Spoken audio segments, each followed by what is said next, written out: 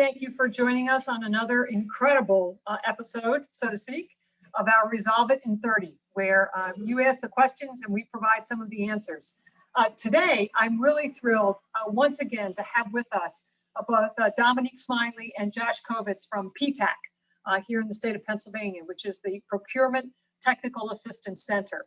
Some of you who are joining us for the first time for this government contracting episode, you may or may not have been with us for the first one that Dominique and Josh did, maybe 4 or 5 weeks ago. But what will happen here as well is that Dominique will, certainly go back and do a quick review so you can catch up fairly quickly. I will say that we have, we're going to have a number of people on today, which is really exciting. Should you have questions, make sure you put them in the chat box and we will monitor those as time goes on. One of the great things about the participation of PTAC in our Resolve It in 30 is that this information and this presentation will be available on our website within the next 24 to 36 hours. So you can provide any technical assistance there. So with that, in the next 30 minutes, let me turn it over right now to our incredible friend and what a terrific professional she is, Dominique Smiley from PTAC. Dominique, take it away. Thank you so much, Karen. I'm so happy to be here. Good afternoon, everyone. I hope you all had a great Memorial Day weekend and a great week so far. So as mentioned, my name is Dominique Smiley. I am the Assistant Program Manager for the Southeast PA PTAC. We actually cover 8 counties, including Philadelphia. We cover the surrounding counties. So if you ever have any questions regarding anything government contracting, we are your PTAC. We're the people to go to. We are federally funded and our services are free. So you never have to worry about coming out of pocket for any important information or guidance. I am actually with my program manager, Josh Kovitz. Josh, if you'd like to say anything, feel free to. I'd just like to welcome everyone. Thanks for joining us. We always appreciate, everyone coming to view these presentations. And once again, as Dominique mentioned, we are a no-cost resource. So please ask us questions. We're here for you. We work for the taxpayers. We are funded by the taxpayers. And we are always happy to help. So thanks for joining us. All right, awesome. So yes, so as Karen mentioned, today is just going to be a continuation of our first session that we did back in April, where we actually discussed what you needed to do to get ready to work with the government and how to find opportunities. So this time we're actually going to talk more in depth about what to do when you've found an opportunity that you want to go for. So I do want to preface this presentation by saying that the PTACs do as much hand-holding as you need us to do. Our services do include going through what we're about to go over in this session individually and assisting you in developing a strategy. So don't feel like everything we talk about today is totally in your hands. If you need assistance, just let us know and we will help you however we can. Next slide, please. So like I said, this session, we're going to be talking about the bidding process itself, starting from the moment you find an opportunity you might be interested in bidding on. So we will do a quick recap of part 1 for those of you who couldn't attend. And then we'll talk about tips for dissecting a bid, then deciding whether you should bid on something or not. And then once you've decided to do so, what goes into developing your proposal. Next slide. So the last time we spoke, our primary question was, is government contracting right for you? You as a business owner have to make an educated decision on whether or not this road is really worth going down for you. We talked about several action items you needed to complete, which included identifying your NAICS codes, which are NAIC codes, getting your DUNS number, registering in SAM, System of Award Management, and as well as the state and local government agencies, getting your certifications if applicable, and of course just doing your due diligence, making sure you've done the research necessary to determine what agencies and what level of government would really most benefit from your product or service, as well as the big question, what agencies are actually buying your product or service. So the next thing we addressed was what obstacles stand in the way of your company's success, right? You have to first understand the landscape of your industry and the likelihood of success in government contracting in order to really answer that question. So some hurdles that my clients have to face include really the length of time in business. So some people actually start businesses for the sake of government contracting. They don't really have an intention to do like business to business contracting or working in the private sector at all.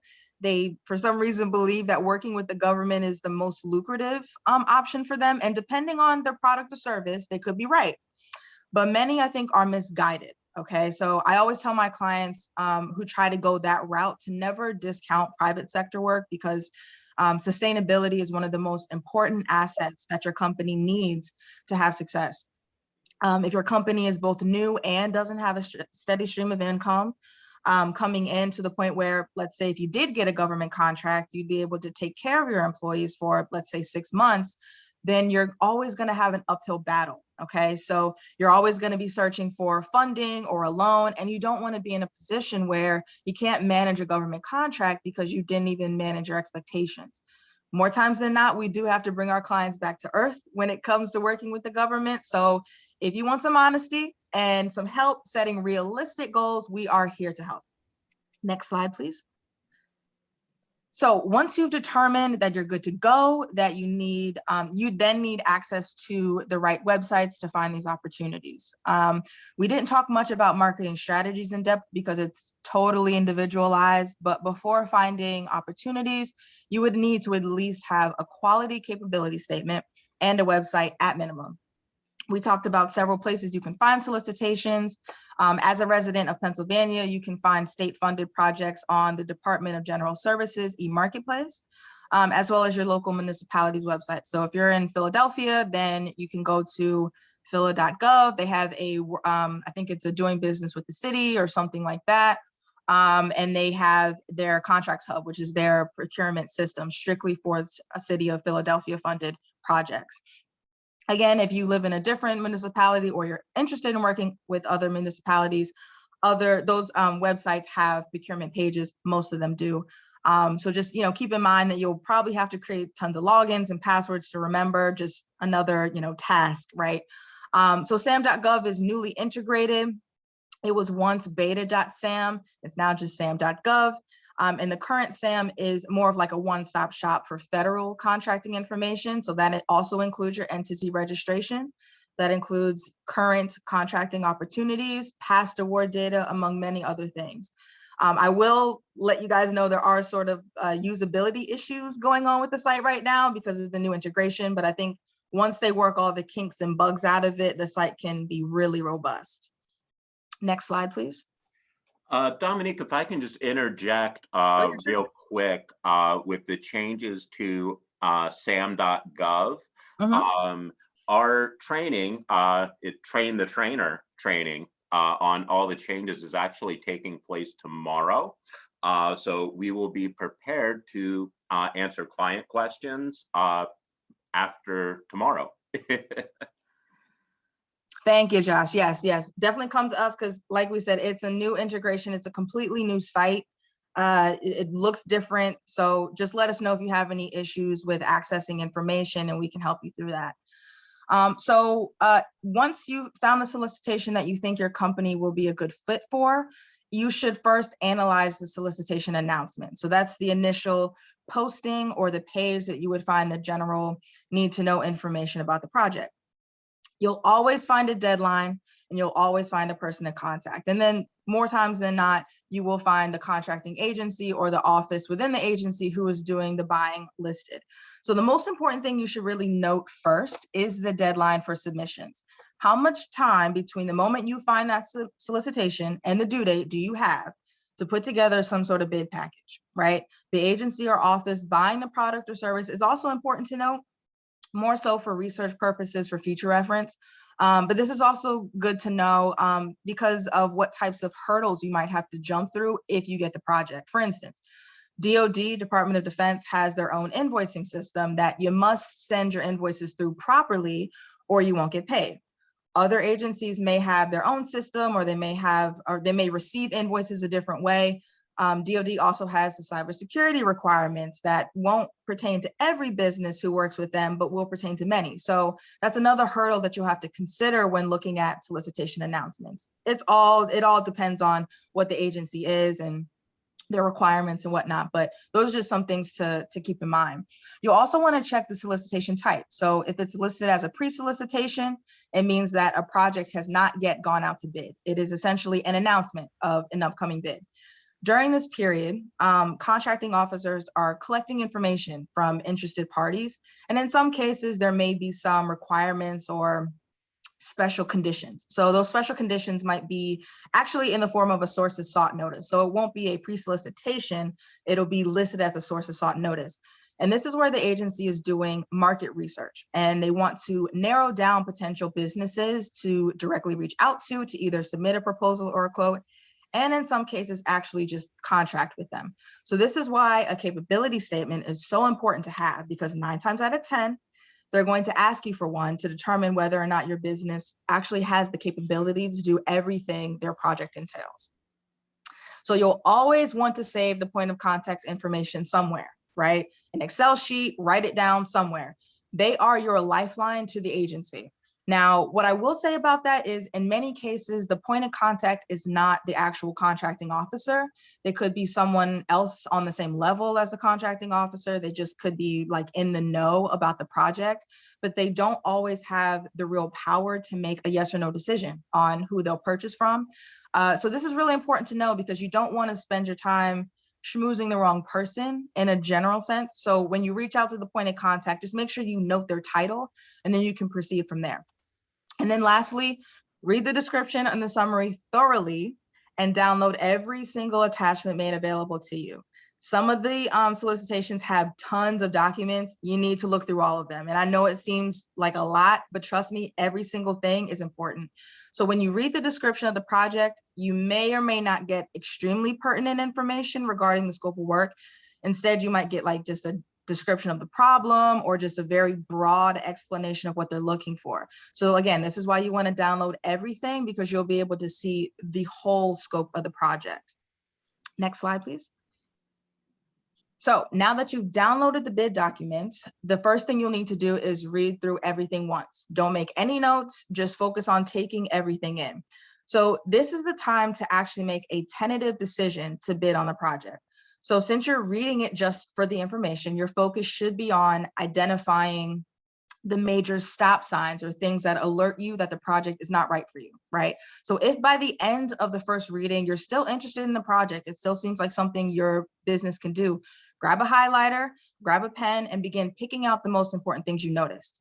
So we're talking about the length of the project. Is it 2 months? Is it 2 years? We're talking about the location or the locations of the project. How far are you going to have to go, or how far are your employees going to have to go to complete this project?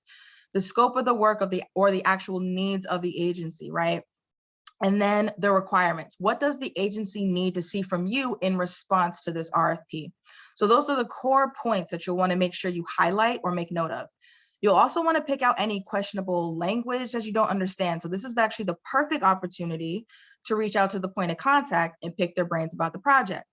I always recommend taking advantage of the question period, which is also usually outlined in the documents. It might just say like, you know, question period is until this date and this time. You know, again, you're not always going to be talking to the contracting officer in this case, but building a relationship with them is still important, because they still can have some pull or influence in the office. And so I know that kind of goes against what I just said about them not, you know, being the decision makers, but that mainly applies to when you're doing like direct marketing. So you really want to focus your attention on contracting officers when you don't necessarily have a bid in hand.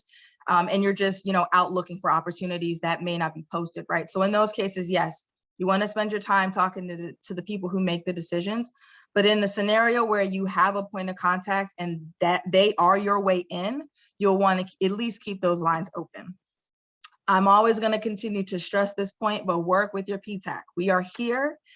For some reason, people don't take advantage of us, and it's okay, but we're here to stay. And again, we're paid to help you guys get through these doors, right? We can help you through everything that we're talking about here today, including dissecting the bid. Again, we know certain jargon or what certain lingo means. We can even answer questions about the ambiguous phrasing. And if we can't, someone else can, because within the PTAC realm or world, there are a ton of people who have worked in this industry for decades. So if we don't know the answer, someone else will. So again, you don't have to be in the dark about going through a solicitation. We'll always help you if that's what you want. Next slide. 1 second, Dominique, Yes. we have a question that just popped up, and Oh, this is terrific with the 15 minutes that we have. Tuckahoe, welcome Tuckahoe. And the question that Tuckahoe is asking is, are there disadvantages if the vendor does not submit a pre-solicitation and just submits an RFQ/solicitation? It depends. So actually, we're going to talk a little bit about that, but it really depends.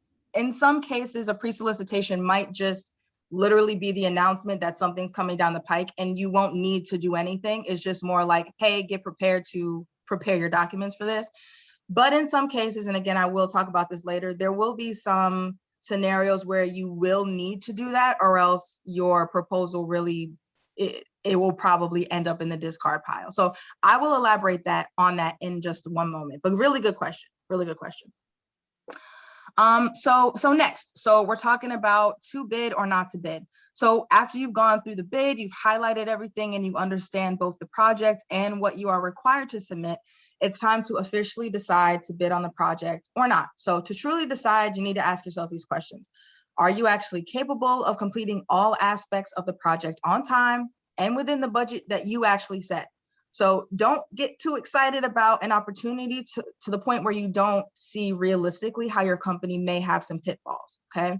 So along with this, will your company be able to sustain financially during the course of this project? This is one of the biggest problems, and I already mentioned this, that I find that my clients are having. And it's one of the most important long-term factors. If your company is banking on staying afloat with a government check, your company's not sustainable, just letting you know. You need to have some revenue saved up or coming in regularly to make sure your doors stay open. If you don't know, getting paid by the government is not like getting paid from a normal 9-to-5 job. There are no like biweekly payments that you can expect. They either pay in phases or after the fact. So, and this is also determined prior to you getting the contract. So you'll be able to see those payment terms in the contract. So of course you need to make sure you review them and understand them before you sign, okay? And also so you can be prepared.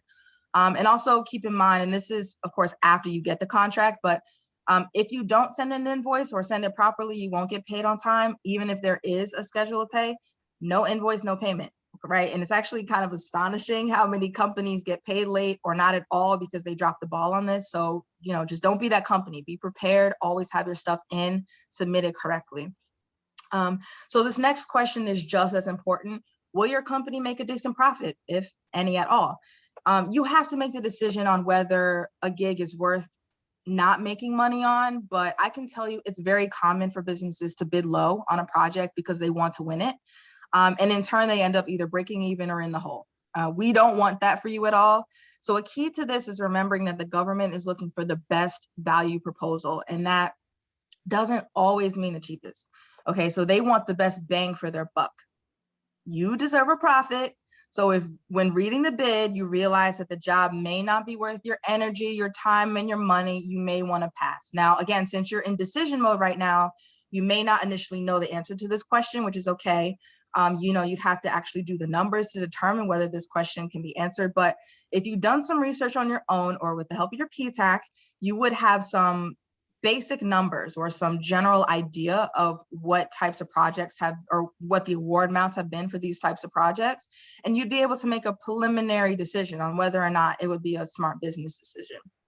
So like I said, we already talked about connecting with the point of contact. I always say this is a must, but sometimes you find an opportunity after the question period and it's too late to reach out. So if you miss this opportunity and the solicitation has other requirements, so this is going back to that question, like a site visit, for example, you might be wasting your time going for the bid. Okay, so again, like you can use your own discernment, but if you are required to reach out to the point of contact for any reason and you miss that window, your proposal will likely be disqualified anyways.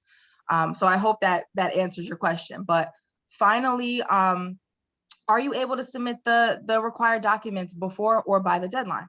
Always remember that a contracting officer is looking for a reason to discard a bid, okay? So if you can't make the deadline, you may just want to consider it a loss and, just better luck next time, basically. Next slide, please. Okay, so in this section, we're going to talk very generally here because solicitations will require something different or even sometimes more than what's listed on the slide. But generally, when you are preparing a bid package, these are the types of things you'll want to provide. So you'll likely be providing a narrative of some kind and pricing. Pretty basic, right?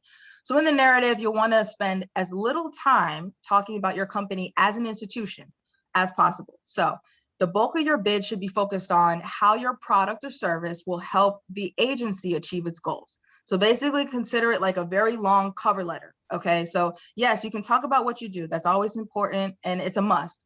But generally your messaging should revolve around how you would be an asset to the agency you want to work with. The awards you've won and all the accolades aren't as important as how you will get the work done. So you'll need to explain your strategy. That's the bulk of your narrative. You'll need to show that you actually read the solicitation, basically, which means that you include all the parts that the solicitation asks for. This might even include references or surveys or just any other additional documentation. You have to prove that you paid attention and more importantly, that you understand the needs of the agency. Okay, that's the goal of the narrative. So pricing is way more cut and dry. If you're being asked for a quote, many times they'll provide like a template that you'll just plug in the numbers, but sometimes you'll have to use your own estimation template. As I said before, competitive pricing is key. This takes research, this takes submitting bids many times and learning as you go. And in some cases, you may even get feedback from a contracting officer. Your pricing should include as many details as possible. So the general categories would include salary and fringe. Fringe here is important to include because you are required to pay for benefits on a government funded project to those employees who are working on the project. So even if you don't normally do benefits for government projects, you do, okay? So next you'll want to include the cost of supplies and or equipment. And you never want to just say what the cost is, okay? You should include a formal quote from your vendors for this information and attach it with your proposal. And lastly, you'll want to include indirect costs. So this is your profit margin. Now, honestly, I'm a little fuzzy on where or whether there is like a standard percentage for government contracts or government projects. I know that for DOT, there was or is like a specific percentage depending on the type of work that you do. Again, I apologize. I wish I knew more about how to come to that number, but just know that you should generally be including your profit margin in your pricing. And then one final note on the pricing, only include pricing that's relevant to the project. I actually did see employee incentives on a client's proposal that she had submitted well before working with me. That's actually a huge no-no. The government is not going to pay for something that you as a business owner decide to give to your employees.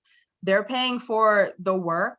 That's it. So if you as a company decide that you want to give employee incentives, that has to come out of your own pocket.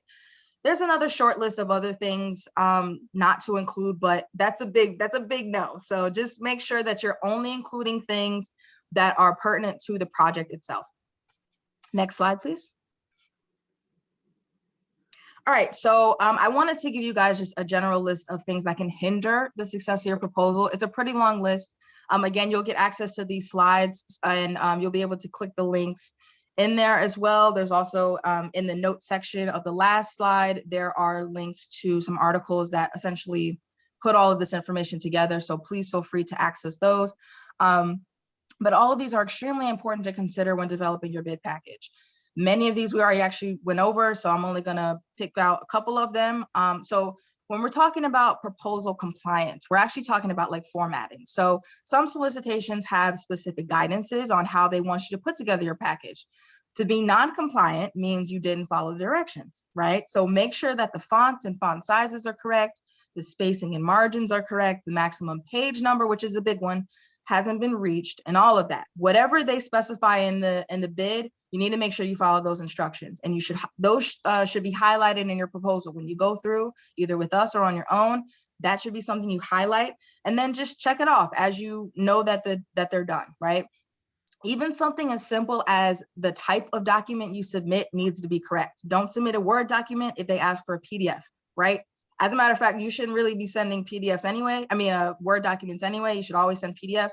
But it's the little things that you wouldn't think are a big deal that could be considered a big deal and literally put your proposal in the discard pile, even if it's a really good proposal. So always follow the formatting guidelines. So even along those lines, you'll want to make sure that your proposal is organized in a similar fashion that the RFP is content-wise. So if the solicitation is sectioned off into specific parts and the solicitation doesn't specify how you should organize your document, then your heading should directly correlate to the corresponding sections of the RFP. So for instance, if section 1 of the RFP is like a general description of the job, in your proposal, you should provide a general business summary and how your business ties into the project, right? So again, like general information. If section 2 is the statement of work, then your section 2 should address the strategy on how you will complete each task listed in the statement of work. Right? So everything, again, correlate. If you put both documents up next to each other, you should be able to read one side and read the other and totally understand the flow, right? I hope that makes sense. And so last, I want to address the unsubstantiated or unconvincing rationale for proposed approaches or solutions.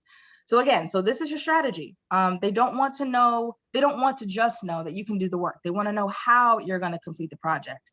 If what you're saying is unfounded, unclear, or doesn't seem plausible, you could create doubt. You could even create some confusion with the contracting officer. And we always have to remember that your job is to appease the contracting officer, right? I mean, for a lack of a better word, you got to suck up to them, right? So be as detailed as possible. Explain your processes, especially if it's a new or unconventional process. They want to know that stuff. They want to know how you'll be able to get it done, because then they can also properly hold you accountable if you don't, good or bad. Last slide. So again, we already talked about most of this stuff, so I'll just kind of quickly run down the list of things we didn't talk about, but there are clauses in probably every solicitation, and they are very important. Now, most of the time, you won't need to read through all of it because it's pretty standard. They essentially appear in like every solicitation. So once you've seen one, you've seen them all. And also some of them can take up more pages than the actual bid information, but don't get overwhelmed by it at all. We at your PTAC, we can help you pick and choose which ones actually are pertinent to the job itself, and really help you make sense of the parts you need to know. Always remember that proposal writing is very mechanical. It is not a creative writing session, okay? So I always like to say, like, stay focused on facts and not fluff, because anything that's not direct just gets in the way and it makes the proposal longer than it needs to be. Focus on proving your worth and do it in a very calculated and meaningful way, okay? So this is the only thing, unfortunately, that we can't help you with as you do it. We can critique your proposal and we can make sure that you've incorporated all your parts and whatnot, but just always remember as you're developing it, that everything you write has to be purposeful. Focus on the who, what, when, where, why, and how. That's the most important thing. And that is it. The last slide is Q&A. So if anyone has any questions, we're open. Well, Dominique, first of all, thank you very, very much, because this is really, really quite concise. And I would imagine for some folks, it might be a bit of a, what do they call that? The water out of the fire hose, kind of a overview. But it's what you've done here is incredibly concise. So for those who are on the line or those who will access this from a technical assistance perspective, the opportunity here to work with PTAC is out there. Should you not take advantage of it, that's not going to be good, okay? Because they're sitting there in the end zone waiting for you to throw them the ball to help you, okay? So think about it that way. That's number one.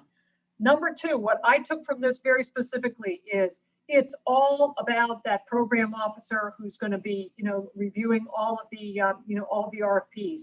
You really want to make their life simple. And Dominique, as you said, do exactly read that RFP, do exactly what it says. Don't give them any more, don't give them any less, but give them exactly what it is that they want. Don't give them a reason to remove you from consideration. Right? Exactly. That's correct. That's probably the biggest tip that I can say, because again, a lot of great proposals, you can have an awesome product or service, and your proposal could still end up in the garbage because you didn't follow instructions. So if you follow instructions, you get over the first hurdle, which is the most important hurdle, right? So then when they're able to read the information, they're able to say, oh, wow, this is really good. I really want to connect with this company. So yes, correct. Always do what it says. Yes, and you know, the great thing is that for you folks, you know, who are listening to us, and another question just popped up. I'll get to in a second. Tuckahoe, give me 1 second. You know, the other thing that becomes really, really important is, you know, as you said, Dominique, just don't give them a reason to remove you from consideration. And quite frankly, I have seen something as simple as what you said. I have seen something in my experience where something was supposed to be delivered in a PDF format. It was delivered in Word, and they wouldn't even look at it. They wouldn't even look at it. Okay. No. So it's that granular detail that can make you or break you. So I have a question here. How can the vendor follow up on the status of the solicitation? So if somebody's putting in their, you know, they put in their RFP, what is it that they can do, okay, to follow up? So I would say you can reach out to the point of contact. They would, again, they're not always going to be the contracting officer, but they would know the status of it. The tricky part with that is you're not always going to get a response. Unfortunately, once you submit something, it's kind of out, it's kind of out there. Now, right. Some solicitations, they will tell you when they want the work. Well, actually, probably all solicitations will tell you when they want the work to start. So you'll know by a certain time if you haven't gotten any word back that you didn't get it. Now, you can follow up with them and you can say, hey, you know, maybe after the award period, because let's say they're a job, they wanted something for July 1st. Let's, you know, it's June 3rd right now. Let's say, you know, the contract was probably signed 2 weeks before the job, right? So let's say June 2nd, you reach out to the point of contact and you say, hey, I was just wondering what, you know, why I didn't get the bid. Like I said, you may or may not get an answer, but if you do get an answer, there's always going to be some, well, not always, but usually, let's just say like, you know, about half the time, you'll get some really good information about the pitfalls of your bid. So again, you may find out that it was something super small. We were actually talking to a client maybe a couple weeks ago, and they had went for a project and they got feedback and they were told that their pricing was, I think, $1,000 over the winning bid. And so, I mean, they had their own like conversations about what that really meant, but you know, so you might get some really important information that'll help you better develop the next one. Again, this is something that it just takes practice and eventually, you know, working with the right people, eventually you'll get the hang of it and it'll be like clockwork. But, you know, when you're first starting out, it's going to be tough because it's again, like throwing stuff against the wall and seeing what sticks essentially. But yeah, I would definitely say reach out to the point of contact after the award has been, or after the project starts, so that you can get some feedback. But again, they're not necessarily obligated to tell you one way or another why. So it's up to them whether or not they answer you. But you can always do that. You know, do your due diligence. I always recommend that. Well, listen, I want to thank Dominique, both you and Josh. And if I want to get in touch with you, I'm assuming that I call the main office at 484-646-5811, or I email you at Smiley, SMILEY @Kutztown, KUTZTOWN.edu. Yep, you can email me. Email me. The main office goes right to Josh. So if you want to talk to Josh, you can call him. He'll always answer, or you can email him. Doesn't matter. But you can best reach me through my email. All right. Well, listen, I want to thank you and Josh again for all the work that you're doing with the community. I want to thank PTAC for your time and consideration. And folks, take advantage of this opportunity. This is money sitting on the table collecting dust. It sounds like it might be overwhelming. It is not. Once you get through the first couple of, over the first couple of hurdles, you're on your way home. So once again, I want to thank everybody. Stay safe and take care.